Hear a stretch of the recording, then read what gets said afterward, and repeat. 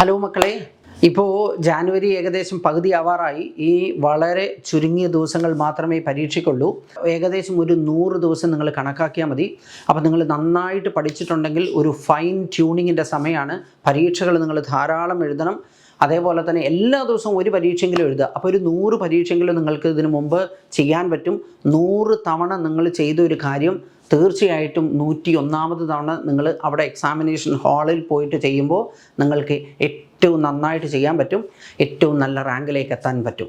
നിങ്ങൾ ഒരു റിസർവേഷനും ഇല്ലാത്ത ആളുകളാണെങ്കിൽ ഏതെങ്കിലും ഒരു ഗവൺമെൻറ് മെഡിക്കൽ കോളേജിൽ തരക്കേടില്ലാതെ നിങ്ങൾക്ക് അഡ്മിഷൻ കിട്ടണമെങ്കിൽ ഒരു 500-ൽ താഴെയെങ്കിലും റാങ്ക് വരണം.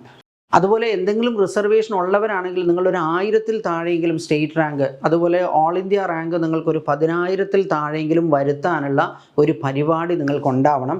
എന്നാൽ മാത്രമേ നിങ്ങൾക്ക് തരക്കേടില്ലാതെ ഒരു അഡ്മിഷൻ ഒപ്പിക്കാൻ പറ്റുള്ളൂ. ഇനി ഇപ്പോൾ നിങ്ങൾ ഒന്നും പഠിച്ചിട്ടില്ല വിചാരിക്കുക. ഒന്നും പഠിച്ചിട്ടില്ലെങ്കിലും ഒരു പ്രയാസവും വേണ്ട. 100 ദിവസം ബാക്കിയുണ്ട്. 100 രാത്രിയും 100 പകലുമുണ്ട്. തലകുത്തി നിന്ന് പഠിച്ചു കഴിഞ്ഞാൽ തീർച്ചയായിട്ടും നിങ്ങൾ വിചാരിക്കുന്ന ഒരു ലെവലിലേക്ക് നിങ്ങൾക്ക് എത്താൻ പറ്റും. മരിച്ചു പഠിക്കുക, ഒട്ടും സമയം കളയാണ്ട് ശ്വാസം പിടിച്ച് പഠിച്ചു കഴിഞ്ഞാൽ തീർച്ചയായിട്ടും നിങ്ങൾക്ക് രക്ഷപ്പെടാൻ പറ്റും. ഇനി ഇതിനൊക്കെ അപ്പുറത്തേക്ക് നമ്മൾക്ക് കിട്ടാൻ പോകുന്ന റാങ്ക്, അത് നിങ്ങളിപ്പോൾ ഒരു 1000-ന് താഴെ എന്ന് പറഞ്ഞാൽ ഒരു 3 ഡിജിറ്റ് റാങ്ക് ആണെങ്കിൽ അത് ഒരു 2 ഡിജിറ്റ് ആക്കാനും, ഒരു 2 ഡിജിറ്റ് റാങ്ക് ആണെങ്കിൽ അതൊരു സിംഗിൾ ഡിജിറ്റ് റാങ്കിൽ എത്തിക്കാനും ഉള്ള ഒരു എഫേർട്ട്, മാക്സിമം എഫേർട്ട് നിങ്ങൾക്ക് ചെയ്യാൻ കഴിയുന്ന എല്ലാ കാര്യങ്ങളും നിങ്ങളിപ്പോൾ ചെയ്യണം. നിങ്ങളുടെ എല്ലാ റിസോഴ്സസും നിങ്ങൾ ഉപയോഗപ്പെടുത്തണം. കാരണം ആ ഒരു നമ്പർ, നിങ്ങളുടെ റാങ്ക് എന്ന് പറയുന്ന നമ്പർ, നിങ്ങളിപ്പോൾ കോളേജിൽ എത്തിക്കഴിഞ്ഞാൽ പലപ്പോഴും നിങ്ങൾക്ക് ഒരു സെൽഫ് ഇൻട്രഡക്ഷൻ പല സന്ദർഭങ്ങളിലും വേണ്ടി വരും. നിങ്ങളുടെ പേരിന് ശേഷം നിങ്ങൾ പറയേണ്ട നമ്പറാണത്. നിങ്ങൾ ശ്രദ്ധിക്കപ്പെടുന്നതും നിങ്ങൾ ശ്രദ്ധിക്കപ്പെടാതെ പോകുന്നതും ഒക്കെ ആ നമ്പർ കൊണ്ടായിരിക്കും. ആ നമ്പർ നിങ്ങളുടെ ജീവിതം മാറ്റിമറിക്കുന്ന നമ്പറാണ്. നിങ്ങളാക്കുന്ന നമ്പറാണ്.